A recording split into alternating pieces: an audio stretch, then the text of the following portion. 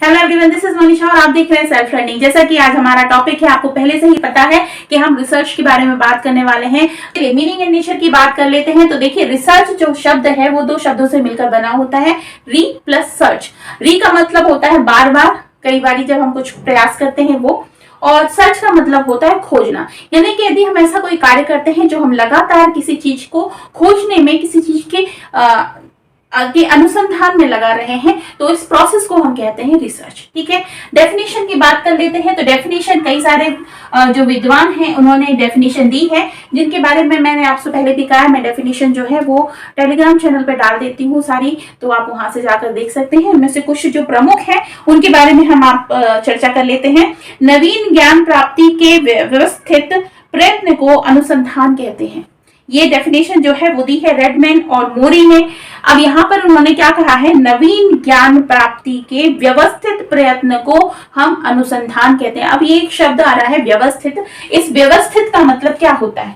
तो व्यवस्थित का मतलब होता है अगर कोई भी ऐसा कार्य किया जा रहा है जो साइंटिफिक मेथड का इस्तेमाल करके किया जा रहा है।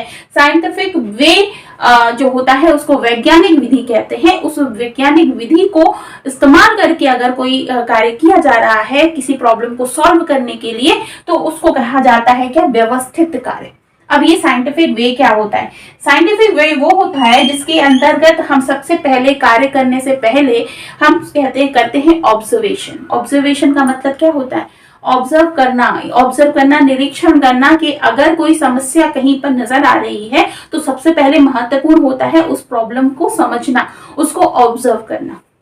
ठीक है, इसके बाद हम करते हैं कंट्रोल वे में प्लानिंग। हम किस तरीके से इस प्रॉब्लम को सॉल्व करेंगे, उसमें हमें कंट्रोल वे में प्लानिंग करनी है। अब कंट्रोल वे कैसा होता है? एक इस तरीके का रास्ता जिसमें हम अपने प्री डिटरमाइंड कॉन्सेप्ट को अलग रखते हैं। हम सब बात करते हैं कॉन्सेप्ट की, हम सब बात करते हैं तर्कों की, और हम सब बात करते हैं लॉजिक्स की। यहाँ पर आप क्या सोचते हैं, पहले से आपके मन में जो पूर्व ज्ञान है उससे संबंधित आप क्या सोचते हैं, उसका आधार लेते हैं, लेकिन उसको सत्य नहीं मानते। ठीक है, तो यहाँ पर कंट्रोल वे में प्रोसेस प्लानिंग की जाती है। फिर उसके बाद किया जाता है इन्वेस्टिगेशन, मतलब हाँ, तो हमने जैसे बात करी यहाँ कि वैज्ञानिक विधि में हम क्या क्या करते हैं, हम ऑब्जर्वेशन करते हैं, कंट्रोल करते हैं, इन्वेस्टिगेशन करते हैं। ठीक है, तो ये प्रोसेस होती है एक साइंटिफिक तरीका जिसके तहत हम किसी भी प्रॉब्लम के बारे में, उसकी समस्या समाधान के बारे में हम कार्य करते हैं। एक पूरे साइंटिफिक मेथड से हम काम करते हैं। ठीक है, तो ये हो गया साइंटिफिक मेथड। अब साइंटिफिक मेथड का जो एम होता है वो क्या क्या होता है, इस पर देख लेते हैं। न्यू नॉलेज गेन करना, आपको कोई भी तरीके से नया नॉलेज मिल रहा है, इसके बाद में कोई नए फैक्ट्स मिल रहे हैं, आपकी को जो भी प्रॉब्लम लेकर आपने काम करना स्टार्ट किया था वो प्रॉब्लम को आप सॉल्व करने के रास्ते पर काम कर रहे हैं। तो ये हमारे महत्वपूर्ण उद्देश्य होते हैं जब हम रिसर्च करते हैं। तो रिसर्च एक महत्वपूर्ण एक कार्य योजना होती है जिसके तहत इन सारे मुद्दों पर काम किया जाता है। तो ठीक है, ये बात आपको समझ में आई। अब बात कर लेते हैं एम्स ऑफ रिसर्च की। तो जो महत्वपूर्ण उद्देश्य होते हैं वो क्या क्या होते हैं, क्यों हम रिसर्च करते हैं, किसी भी चीज के बारे में आप खोजने के लिए क्यों जाते हैं? तो खोजने के लिए कोई ना कोई उद्देश्य होना आवश्यक है। तो क्या उद्देश्य होगा? पहली बात तो ये है कि ज्ञान का विकास होना चाहिए, आप किसी नॉलेज के डेवलपमेंट के लिए आप काम करते हैं। दूसरा आता है किसी ऐसे प्रश्नों के बारे में खोज करना जिनके उत्तर अभी तक नहीं मिले हैं, या फिर जो उत्तर मिले हैं उनसे पूर्णतः संतुष्ट नहीं है, वो लॉजिक्स पर खरे नहीं उतर रहे हैं। संबंधों की खोज करना, कोई दो कॉन्सेप्ट है उनके बीच में क्या रिलेशन है उसके बारे में खोज करना। इसके बाद में आता है समस्याओं का समाधान करना, तथ्यों की खोज करना। तो ये कुछ उद्देश्य होते हैं जिनको लेकर हम रिसर्च का कार्य करते हैं। ठीक है, अब नेक्स्ट आ जाता है कैरेक्टरिस्टिक्स ऑफ रिसर्च, मतलब रिसर्च की क्या विशेषताएं हैं, क्यों की जाती है रिसर्च, उसकी क्या विशेषताएं हैं। तो देखिए, अनुसंधान करने के लिए विशेषताओं में पहली बात तो ये एक वैज्ञानिक अन्वेषण विधि है। वैज्ञानिक अन्वेषण का मतलब क्या होता है? खोज करना। साइंटिफिक मेथड है, ऐसा नहीं है कि आपने कुछ भी चीज कैसे भी अपने ही लॉजिक्स पे खोज ली और उसको दूसरे सत्य मान लेंगे, नहीं, आपको पूर्णतः वैज्ञानिक विधि का उपयोग करते हुए खोज करना है। इसके बाद में है अनुसंधान का उद्देश्य दी गई स्पष्ट और सीमित समस्या से संबंधित नवीन सत्यों तथा सामान्य नियमों की खोज करना होता है। साथ ही साथ में उनमें संबंधित पूर्व स्थापित संबंधों सिद्धांतों का नवीनतम उपकरणों और प्रविधियों के द्वारा सत्यापन करना होता है। ठीक है, तो ये कुछ विशेषताएं हैं जो कि अनुसंधान को समझाती हैं। नेक्स्ट आ जाता है अनुसंधान की इंपॉर्टेंस क्या है, रिसर्च की इंपॉर्टेंस क्या है, क्यों रिसर्च इतनी महत्वपूर्ण मानी जाती है।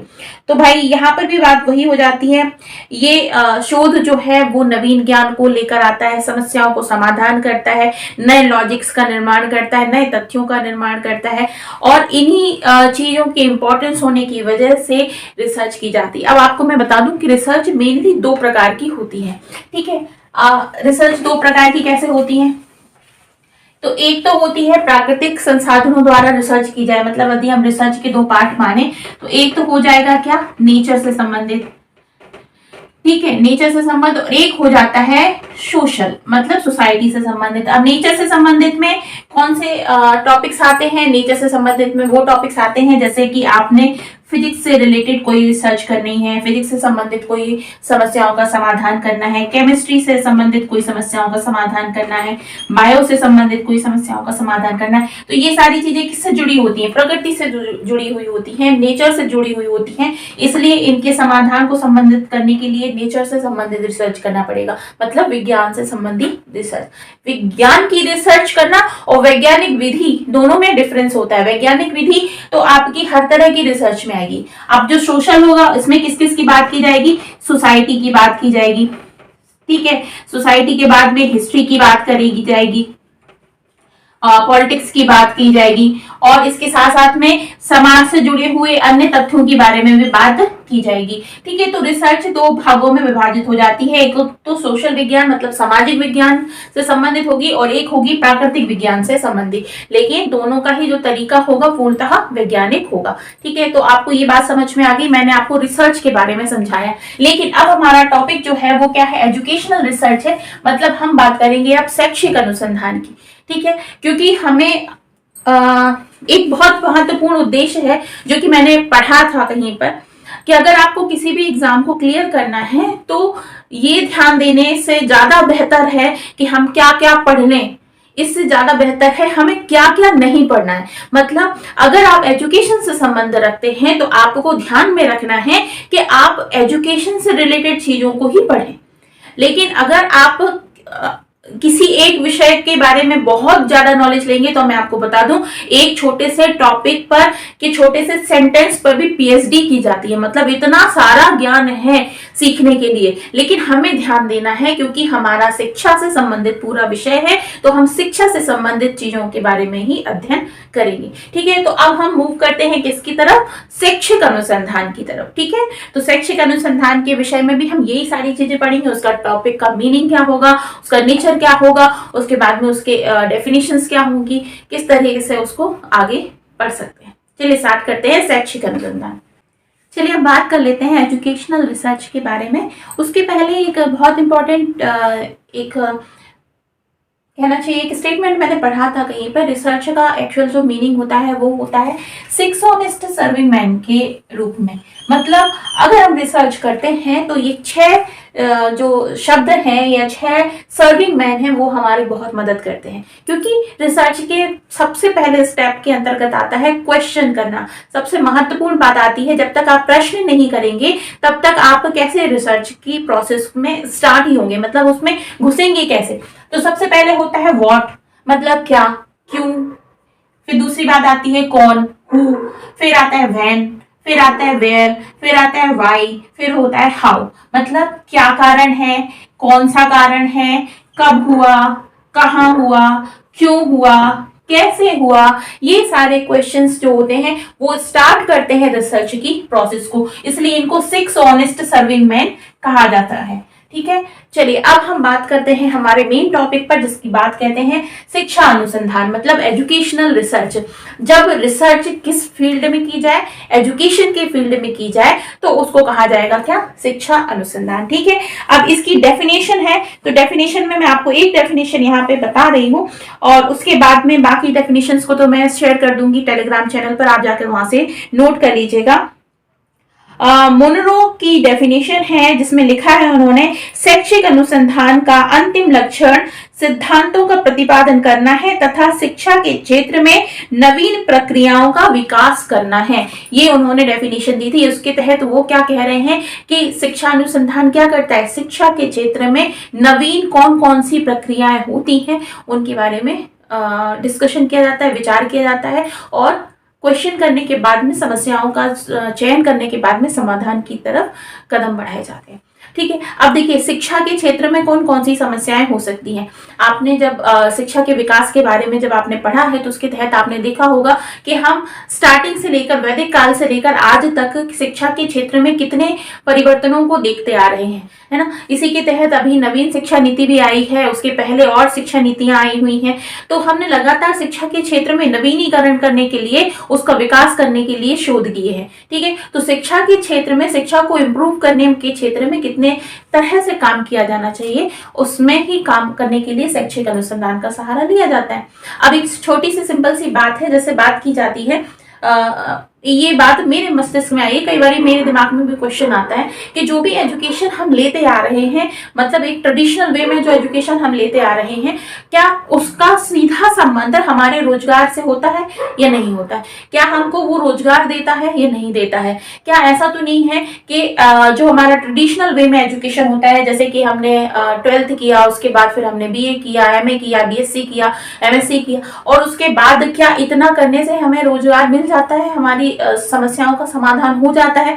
क्या हमें उसके बाद वोकेशनल एजुकेशन की तरफ जाना पड़ता है, व्यवसायिक शिक्षा की तरफ जाना पड़ता है? तो क्या हमारे जो एजुकेशन सिस्टम में कुछ ऐसा बदलाव किया जाना चाहिए ताकि हमें उसी दौरान, जब हम ये ट्रेडिशनल एजुकेशन पूरा जो हम ले रहे हैं, उस दौरान ही हमें इस तरीके से भी ट्रेन किया जाए ताकि हम उसके बाद अपना जो रोजगार है उसका कार्य कर सकें। और हालांकि नई शिक्षा नीति में इस तरीके की बहुत सारी बातें कही गई हैं जिसमें ये बताया गया है कि आपको रोजगार परक करने के लिए किस तरह से कार्य में शिक्षा की नीतियों में बदलाव किए जा रहे हैं, है ना। तो ये सारी चीजें ही जो हैं वो शिक्षा के क्षेत्र में अनुसंधान की तरफ प्रेरित करती हैं और अनुसंधान इस मामले में होता आ रहा है। ठीक है, अब ये बात कर लेते हैं टाइप्स की कि कितने प्रकार होते हैं। तो देखिए 2 प्रकार से इसको क्लासिफाइड किया जाता है। एक होता है शुद्धता के आधार पर, कि हम शुद्धता के आधार पर 2 तरह से रिसर्च को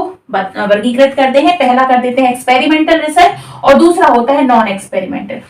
अब क्या डिफरेंस है दोनों में? हिंदी में कहेंगे इसको प्रयोगात्मक और दूसरे को कहा जाएगा अप्रयोगात्मक। तो देखिए शब्द जो क्वेश्चन लिखा हुआ है उसी से इसके अर्थ के बारे में भी व्याख्या की जा सकती है। एक ऐसा रिसर्च का प्रोसेस होगा जो पूर्णतः प्रयोगों के आधार पर होगा। प्रयोगों के आधार पर मतलब टूल्स बनाए जाएंगे, क्वेश्चनिंग की जाएगी, उसके बाद डेटा कलेक्शन किया जाएगा, डेटा कलेक्शन करने के बाद में हाइपोथेसिस बनाई जाएगी, उसके बाद फिर जाकर रिजल्ट पर पहुंचा जाएगा। लेकिन जो नॉन एक्सपेरिमेंटल रिसर्च है वो स्वतंत्र होती है, मतलब वेरिएबल्स पर और चरों पर, अचरों पर ये निर्भर नहीं करती है। ये एक पूर्ण तरह से स्वतंत्र प्रोसेस होती है जिसमें कोई एक्सपेरिमेंट नहीं किया जाता है। ठीक है, अपनी अपनी जगह दोनों ही बहुत महत्वपूर्ण है। आगे हम इसके बारे में और डिटेल में चर्चा करेंगे। फिर आ जाता है क्लासिफिकेशन ऑफ एजुकेशनल रिसर्च। ये प्रयोग ये शुद्धता के आधार पे है, तो सीधी सी बात है ये बहुत शुद्ध होगी और ये उसके मुकाबले कम शुद्ध होगी। यहाँ पर कार्यों के आधार पर रिसर्च को वर्गीकृत किया गया है। तो 3 प्रकार बताए गए हैं, फंडामेंटल रिसर्च, एक्शन रिसर्च और डिस्क्रिप्टिव रिसर्च। फंडामेंटल रिसर्च को क्या कहा जाएगा? हिंदी में कहा जाएगा इसको मौलिक अनुसंधान, या फिर मौलिक अनुसंधान के साथ साथ में मूलभूत अनुसंधान। अब ये मूलभूत और फंडामेंटल रिसर्च को भी 3 भाग में विभाजित किया गया है, हिस्टोरिकल रिसर्च, एक्सपेरिमेंटल रिसर्च और फिलोसॉफिकल रिसर्च। ठीक है, हिस्टोरिकल रिसर्च, एक्सपेरिमेंटल रिसर्च और फिलोसॉफिकल रिसर्च। ठीक है, दूसरा भाग है जो महत्वपूर्ण रोल अदा करता है और सबसे ज्यादा इस्तेमाल होता है, वो होता है एक्शन रिसर्च। एक्शन रिसर्च का मतलब होता है क्रियात्मक अनुसंधान, जिसमें हम क्रिया करते हैं, कार्य करते हैं और कार्य करने के बाद में उससे समस्याओं का समाधान करते हैं। और तीसरा होता है डिस्क्रिप्टिव रिसर्च, जो कि विवरणात्मक रिसर्च होती है, जो बहुत सैद्धांतिक मुद्दों पर जो रिसर्च की जाती है। ठीक है। इसमें घटनाओं के रिकॉर्ड्स हैं जो वो बनाए जाते हैं और घटनाओं का विश्लेषण किया जाता है, उसके बाद उसकी व्याख्या की जाती है। ये होता है डिस्क्रिप्टिव रिसर्च। ठीक है, अपने आप में सारी की सारी रिसर्चेस महत्वपूर्ण है। आगे आने वाले वीडियोस में मैं इन पर और डिटेल में चर्चा करूंगी ताकि आपको समझ में आ जाए। इसके बाद हम पढ़ते हैं स्कोप्स और स्टेप्स। ठीक है, बहुत महत्वपूर्ण जो होता है कि साइंस जो शिक्षा अनुसंधान है, जो एजुकेशनल रिसर्च है, इसके स्कोप्स का क्या क्या है, क्या क्या ऐसे क्षेत्र हैं जिन पर एजुकेशनल रिसर्च काम करती है। अगर आप एमएड के स्टूडेंट्स हैं तो ये आपके नोट्स तैयार हो रहे हैं जिसमें आप जाकर अपने नोट्स बना सकते हैं। जब आपको क्वेश्चन पूछा जाता है शैक्षिक अनुसंधान के बारे में बताइए, तो आपको ये सारी चीजें ही नोट करनी पड़ेंगी, तो आप इसको नोट कर सकते हैं। शैक्षिक अनुसंधान के स्कोप्स में देखा जाए तो इसमें जो मेनली बात की जाती है, ऐतिहासिक तथ्यों के महत्व को जानने की बात की जाती है, शिक्षा मनोविज्ञान से संबंधित अध्ययन की बात की जाती है, शिक्षा की दार्शनिक समस्याओं को जानने की बात की जाती है, शिक्षण विधियों से संबंधित अध्ययन करने के लिए बात की जाती है।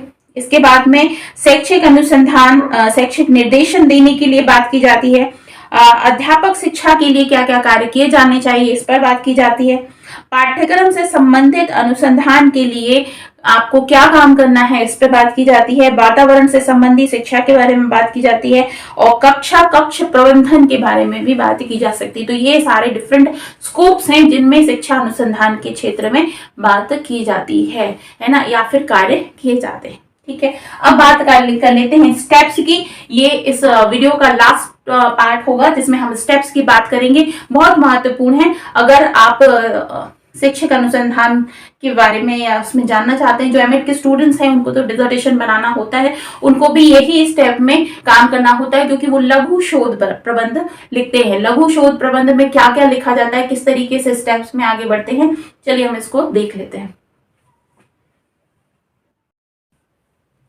तो नेक्स्ट स्टेप है हमारा यहाँ पर कि जो स्टेप्स हमें फॉलो करने हैं रिसर्च के दौरान वो कौन कौन से होंगे। तो देखिए, मैंने आपको पहले ही बताया कि जब हम रिसर्च को करते हैं और तो हमें साइंटिफिक वे यानी कि साइंटिफिक मेथड, वैज्ञानिक विधि का उपयोग करना होता है।